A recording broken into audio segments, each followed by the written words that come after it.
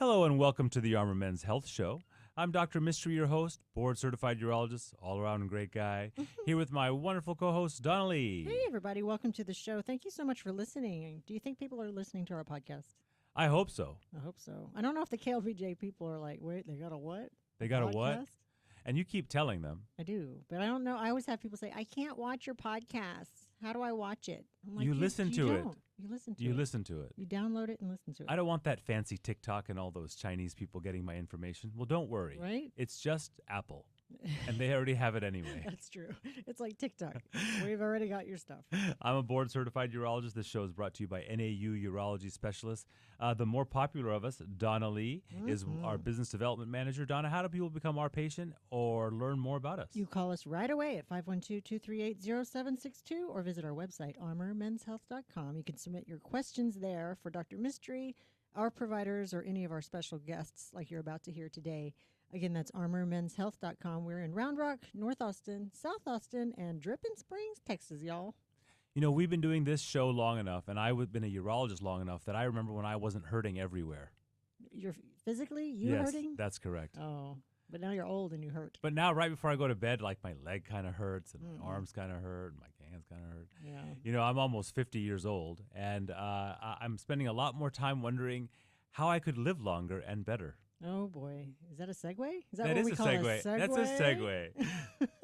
We have Dr. Brett Robin here with us today, orthopedic surgeon at Austin Orthopedic Institute. Brett, thank you so much for joining us today. Thanks for having me. Glad to be here. So we've had orthopedic surgeons on in the past, and when it comes to kind of the questions that we get from our listeners, you know, how to stay healthy, joint health, how to be able to do the activities that we love is something that a lot of people ask us, and is a big source of disappointment as we age. Right. Well, why don't you comment on kind of what you see, you know, men in particular or patients, you know, in general going through as their age in terms of physical activity limitations? Well, yeah, I mean, as we age, you know, nobody wants to actually admit that they're aging, but it happens, and we're trying to stay more active, I think, now as a society. You know, there's more to do. The people are in the weight room, but those have consequences, right? Like eventually all the repetitive nature and the weight room catches up to us and we'll get painful joints, right? And so don't work out. Is that what you're telling no, people? that's the problem is you need to work out. You got to stay healthy, you got to stay active, and you got to find that balance. Yeah. And so I think, you know, one thing that people always ask me is like, what's like just the general best advice you can give? And I think it's cross training, you know, trying to find different things. So swimming, biking, running. I think where I see people, you know, in their 40s, 50s, like get in trouble is where they're doing the same thing. All of a sudden they become like mountain biking kings, and Yeah. next thing you know, everything's broken. Or runners, for instance. They keep running and running and running, and then you get like an Achilles tendonitis or a patellar tendonitis. And the tendons like see the same movement every single day. And so cross training, doing different things, you know, have a day in the weight room, have a day in the pool, have a day at the gym, playing basketball, and trying to like do different things constantly so that your body isn't just like the same joints and the same muscles and the same tendons don't see the same stress.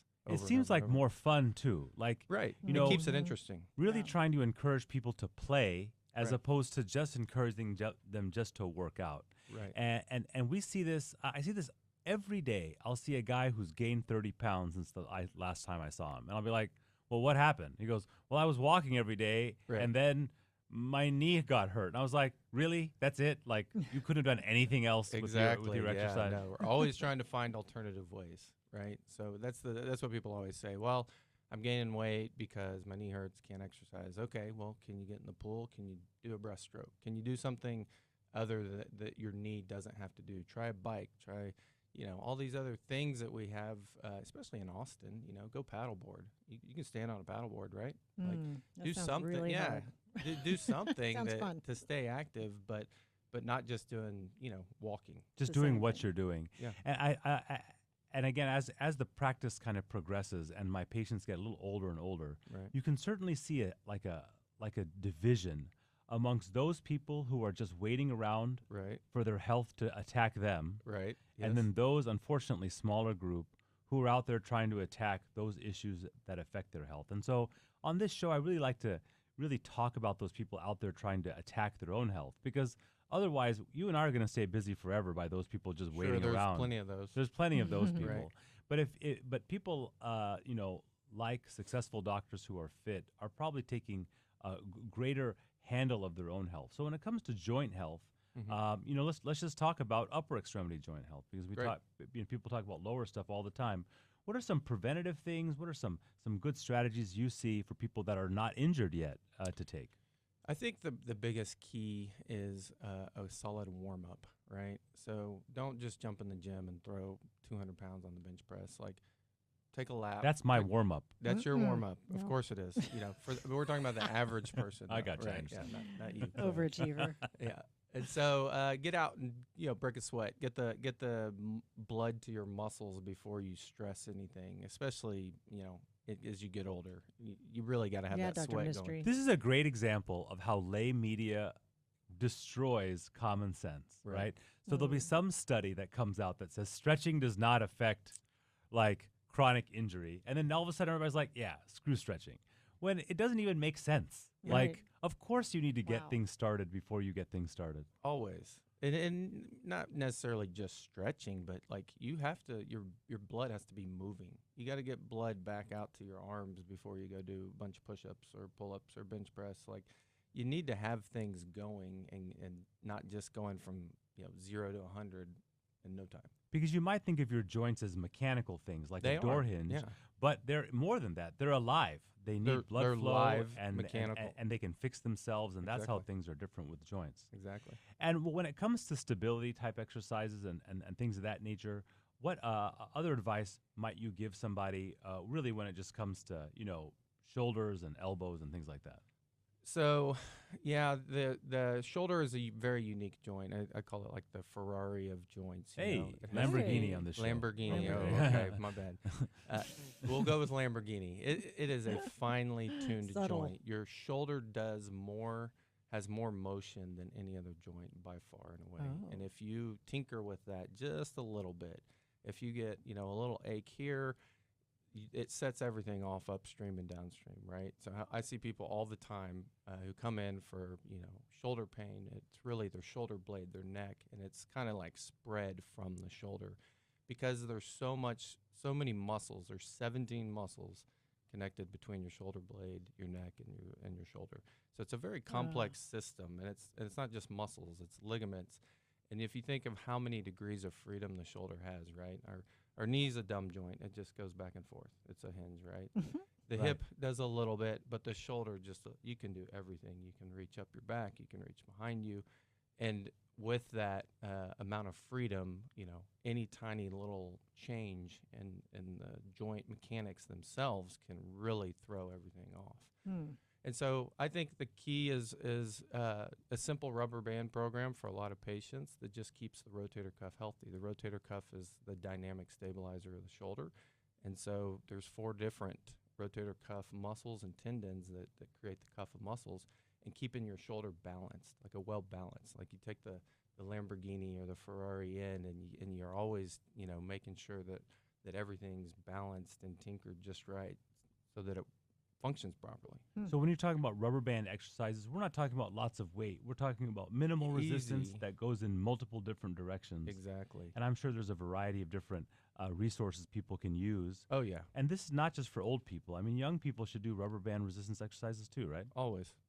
I tell anyone that comes in with shoulder pain, say, look, if you do this religiously and you can kind of rebalance your shoulder, I think a lot of times people's shoulders get out of balance because they do the same exercises. They focus on one thing. It's easy. You go to the gym and you kind of do the same thing over and You over. have your routine. You have your Stick on your routine, you jump in podcast it, and you're listen to like- your favorite men's health show Yeah, exactly. while you're working out. I'm great. I can That's bench, you. 400 pounds, but you're not working on your posterior cuff muscles or your subscap. You're just missing out on things, and you need to get back to a rebalancing of your shoulder. With TheraBands, it's very simple. You just go in all the different planes. There's a million different videos on YouTube you can look up that will show you how to do that. Now, just like a high-performance car, if the joint of the shoulder is high performance, Mm-hmm. you really look for something special in the type of person that's going to fix it when that vehicle is out of balance, right? So even though orthopedic surgeons in general are very, very well trained, Yeah. not all are going to be comfortable or do shoulder as well. Is that right? That's very true. I think the shoulder is it's such a unique joint, and it's interesting. As far as like I do a lot of shoulder replacement, so I do a lot of shoulder surgeries, but shoulder replacement in general has not been. It's kind of the stepchild of joint replacements. It's not as many people need shoulder replacements as hip and knee replacements, but it's also just been behind. The technology has been behind, and it has to do with more people needing hip and knee replacements. So all the R&D and the first 20, 30 years of joint replacement really got put into hip and knee, and I think shoulder was it was intimidating. It was complex. And I mean, there are very few procedures that somebody's going to undergo that I come across in my office where I'm like, oh man, that's going to be rough. Yeah. Like any kind of shoulder surgery. Right. And I think it's in our next terrible. segment, Yeah. we can talk a little bit about new technological advancements in shoulder surgery and what to look for in your shoulder surgeon. Donna, how do people get a hold of us? You can call us right away at 512-238-0762 and our website, armormenshealth.com. And don't forget to listen to our podcast wherever you pod. Welcome back to the Armor Men's Health Show. I'm Dr. Mistry, your host, board-certified urologist, men's health expert, and founder of NAU Urology Specialist. Here with my co-host, Donna Lee, trying to keep her hands to herself. Dr. Mystery's eating unhealthy things again. It says healthy on the package, but it can't be. He's eating this weird thing that's got all these chemicals in it, I'm sure. There's got to be a lot of sugar in that too. and There's no sugar in it. It is just protein. It's I am straight. trying to go for 120 grams of protein a day. All of the words on the ingredients section are scary, and I can't pronounce them. All right. So Anyway, introducing welcome my back, Dr. Robin. my soon-to-be-gone co-host, Donna Lee. Donna, how do people become our patient and learn more about our practice? Well, you can call us and ask me what chemicals you should be ingesting, and our number is 512-238-0762. Our website's armormenshealth.com. And once again, we're joined by Dr. Brett Robin with Austin Orthopedic Institute. Brett, I almost always ask, where'd you go to medical school? University of Texas Health Science Center at San Antonio.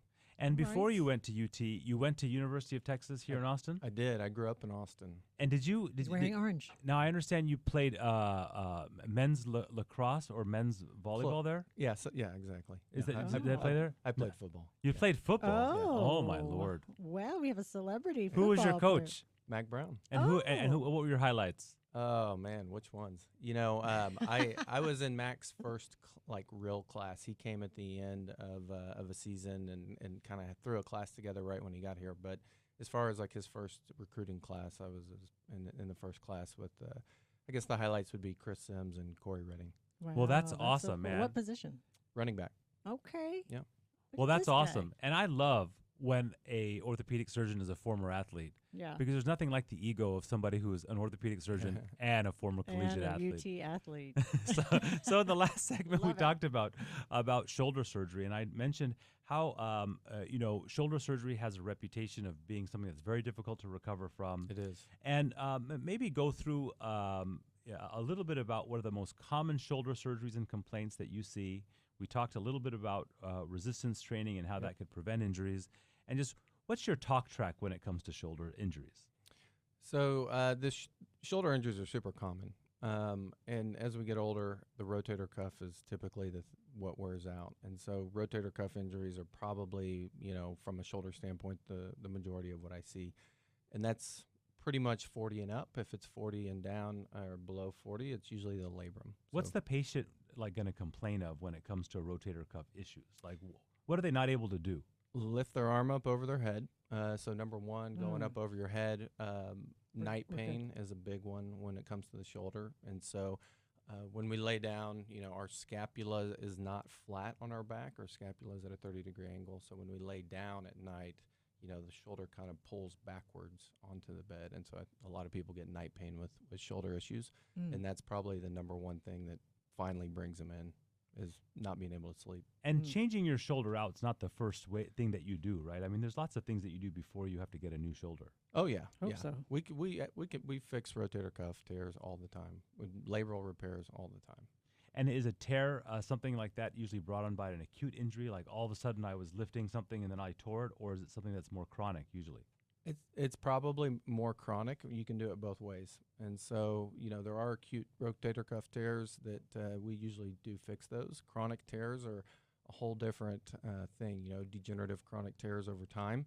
And if you went and you just pulled, 10 people off the street, 65 and older, you'd probably find 3 or 4 tears in people that don't even know they have them. And so a lot of people, that's the most interesting thing about what I do, is trying to correlate what is clinically the problem versus what the MRI shows, right? Everyone goes and gets an MRI and, ordered it at the drop of a hat. And so they come in with this MRI and they say, well, I have this tear in my rotator cuff. But then when you examine them clinically, you talk to them, okay, so that's really not the problem, or it may be something else, and not because really. the body can adapt. Yes, it's the analogy I always use over time is, over time you look in the mirror, right? We're getting older every day, but you don't notice that, and so the tendons are doing the same thing. They're wearing out underneath, but at a slow rate. Now you may have an exacerbation, or fall down, or do something that kind of tips you over the edge and makes it symptomatic. And that's when we intervene and treat. But we don't treat, asymptomatic rotator cuff tears or meniscus tears, those sorts of things that are normal wear and tear. Now, for most of our listeners, they're not going to have the negative ape-like impression of orthopedic surgeons that most of us refined urologists might have. And so, I remember you guys in training, walking around with your cut-off arms. Still getting all the ladies at the bars. That's not just training. Just hammering things. That's a lifelong skill. But technologically in urology, I mean, we have totally come, very far. And I didn't know you guys could use computers and stuff like that. So that's pretty amazing. Yeah, we just caught up. It's which is funny because it's one of the most challenging residencies to get into. But amongst doctors, orthopedists are still looked at as kind of just the dumb jocks. guys. The jocks. Yeah, Really? Yeah, that's right. Still. Yeah. Well, we have to find some way to elevate ourselves. Y'all and are just the feeling nerds insecure. and in medicine the nerds the nerds are in charge. That's funny. This is true. Oh my goodness. And so when it comes to technology and orthopedics and technology and shoulder surgery, why don't you share with us kind of what's the cutting edge? Okay, this is awesome. So we finally in shoulder surgery have caught up to all the hip and knee advancements and excitement. And so excuse me. So what I brought with me today is these augmented reality glasses. And so what this allows is we get a CT scan of the shoulder ahead of time. We go in, we plan it, 3-dimensionally, put all the implants in place, and then use the CT scan through a hologram on these glasses while you're operating.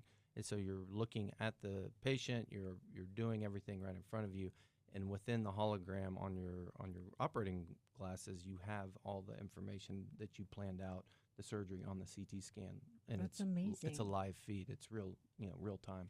Wow. Because you mentioned hip and knee. In hip and knee replacements, we're depending less and less on kind of the gestalt and feel of the surgeon, and more on the actual angle of bones and how they're lying in the body, so that you get proper, placement of all of your prosthetics, exactly. and then you can hope for the most ideal movement based upon science, technology, and data. And now these type of augmented reality glasses and technology allows you to bring that to shoulders. 100%. And so that's the best thing is, when you know that you're putting it in exactly where you want to put it in. It's pretty scary when you go back and you look at the studies, pre-augmented reality and pre-robotic, and you think you're putting something in and you're further off than you think you are. Oh, no. And so now we know we're putting things in exactly where we want to put them in. And then that just allows and opens the door for more research of what is the best position. I mean, we're still arguing that today. What is the best position of a knee replacement? What is the best position of a shoulder replacement? And there's all these different angles and views, and there's just it gets so complicated of maybe your shoulder, the best position for your shoulder is completely different than what it is for my shoulder. And when you're looking or thinking about an orthopedic surgeon operating, you may envision in your brain just a skeleton, meaning all there is bones. Oh, no. Let's just put things together. But that's not true. I mean, you're looking close. between flesh and muscles and ligaments. Yeah. You might only be seeing a very small piece of bone, and the augmented reality kind of gives you the picture of the whole joint in a way that you can't see with your naked eye. For sure. And the shoulder is very unique because the socket is such a small amount of bone, again, compared to hip and knee. And so the way I talk to people about why augmented reality and CT scans help us so much is you're looking at the face of a wall when you're in surgery, if you're looking at the socket. The bone behind it is like a stud on drywall. You don't know where the best bone is behind that wall that you're looking Just by at. looking. Just by looking at it, because you're only seeing the face. Right. And so when you have a hologram that tells you what the CT has shown and you've planned behind it, so the angle of a screw, may need to just move this much, but you're going to get such a longer screw, it's going to hold your implant so much better because you have a longer screw that's getting into better bone.